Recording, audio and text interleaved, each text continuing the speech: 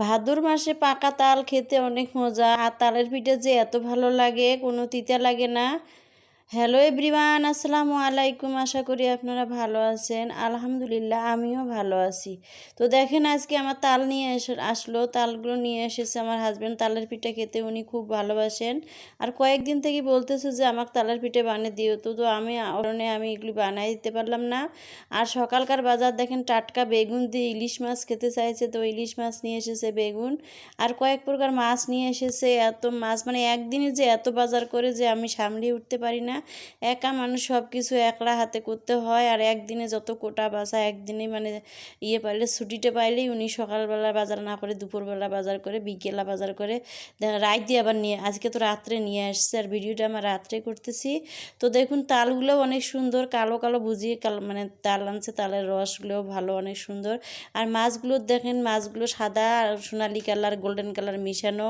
জানি না মানে মাছ ব্যবসা কী করে আল্লাহ জানে না, সাদাও দিছে আবার দেখেন কালাও দিয়ে মানে দিছে, মানে রং মাখছে না কি করছে জানি না। তো কতগুলো তাজা, কতগুলো একদম সাদা, কতগুলো মানে মিশ্রি মাছ, একই ট্যাংরা মাছ গায়ের রং দেখেন এরকম।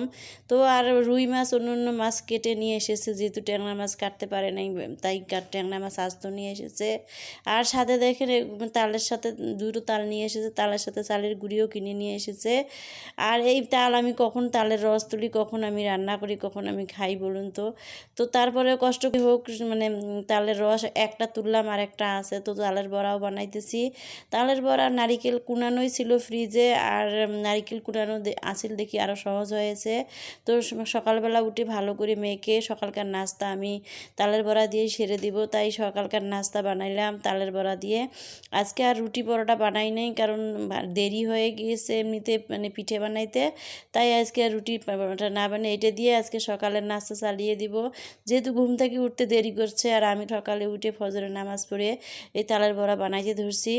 আর ওইগুলি তো একটু ভিজিয়ে রাখতে হয়, তো ফ্রিজের চালের গুঁড়ি মানে শুকনো চালের গুঁড়ি আনছে, আমি আর শুকনো চালের গুঁড়ি দেই নেই, আমি দিয়েছি ভিজে চালের গুঁড়ি, কারণ আমার চালের গুঁড়ি আগেরই ছিল, কারণ সেগুলি দিয়ে বানাইছি। আর দেখেন কত সুন্দর ফুলকো ফুলকো হয়েছে।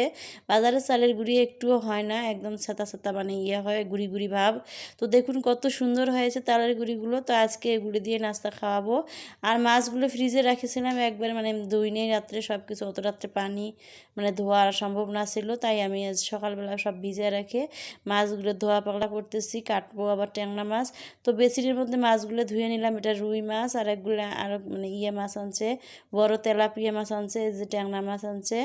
তো এই মাছগুলো কুটতে যে কত সময় লাগবে জানি না, তো কিছু তো কুটবো, কিছু আমি ফ্রিজে রাখবো, কারণ একসাথে এত কাজ করতে পারি না। মানে অনেক অসুস্থ ছিলাম কিছুদিন আগে, সামান্য একটু সুস্থ হয়েছি, এখন এই কাজগুলো করলে আমি আবার অসুস্থ হয়ে যাব। তো মাছগুলো দেখেন এখন ট্যাংরা ইলিশ মাছ দিয়ে এখন আমি বেগুন রান্না করলাম, আর এই যে ভুনা করে দুপুরের খাবার খেলাম। আজকের মতো ভিডিওটা এখানে, আল্লাহ হাফেজ।